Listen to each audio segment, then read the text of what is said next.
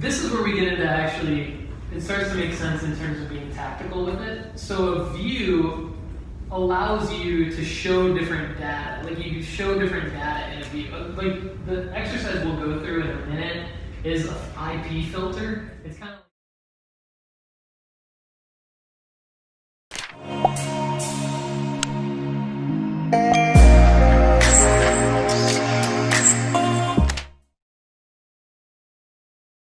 This is where we get into actually, it starts to make sense in terms of being tactical with it. So a view allows you to show different data. Like you show different data in a view. Like the exercise we'll go through in a minute is an IP filter. It's kind of like the one that makes the most sense to everybody. So if we were all going to our company's website out of this office, and let's say this was our office, then we would probably want to filter that out so we could get a view that doesn't show our own company's web traffic. And so that would be one way that you would use a view, where we could, like if this were data-driven design and we were all working for data-driven design and we were all going to data-driven design all day, every day, for whatever reason, we could filter that out and we could see like our real web traffic. So we would have one view that would be the all website data view. That would show, that's what it's gonna be when you first set it up. It's fine to just use that view and only use that view. Like you don't have to do any of this, but if we did that as a company under my example, we would have just an inflated web traffic because we were all going to our own site. We would use that as our all website data view. Then we would set up a test view with our IP address from this building filtered out of it. And we would wait probably a week or so, and then we would compare the two views, and we should see that the test view should have less traffic than the all website data view. Then after we do that, we should replicate our test view into a master view. So then that master view, that becomes what we look at all the time. That's how we're actually measuring ourselves.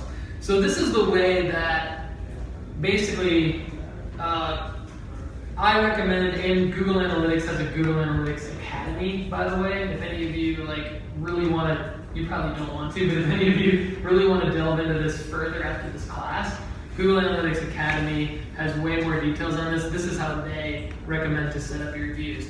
What I think is cool is if you use it for like different department dashboards.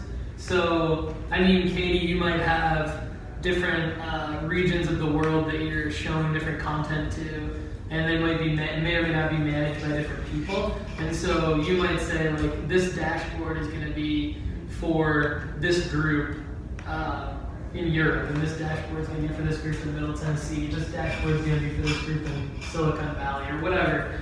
And so you can actually name the view whatever you want to name it, and then it almost becomes like a personalized dashboard for each. So it's the same data coming from the same source, but then you can manipulate it. You can have different goals. This will start to make sense.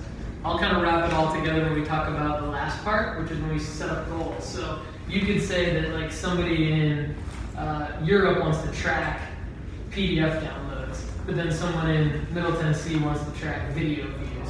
And the one group doesn't care at all about the other. So you could use the view to say, I'm going to set up a goal in this view for PDF downloads and a goal in this view for video views. So like my coworkers and I in the past had used it for like the marketing department of this organization wants to see X, Y, and Z. The sales department only cares about A, B, and C. And the CEO really only wants to see like this one number. So we're going to set up this one portion of the CEO view just to say, you go there every month or whatever and see